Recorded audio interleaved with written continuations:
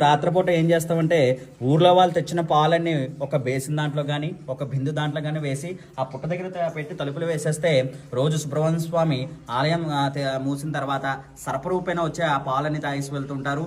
వచ్చిన భక్తులు కూడా ఆయన గుళ్ళో కానీ గుడి ప్రాంగణంలో కానీ ఎక్కడో చోట స్వామివారు అందరికీ ఇక్కడ సర్పరూపైన దర్శనమిచ్చి వెళ్తూ ఉంటారండి. ఆ పుట్ట వచ్చేసి అమావాస్య దిగిపోతుందండి, మళ్ళీ పౌర్ణమి పెరుగుతూ ఉంటుంది.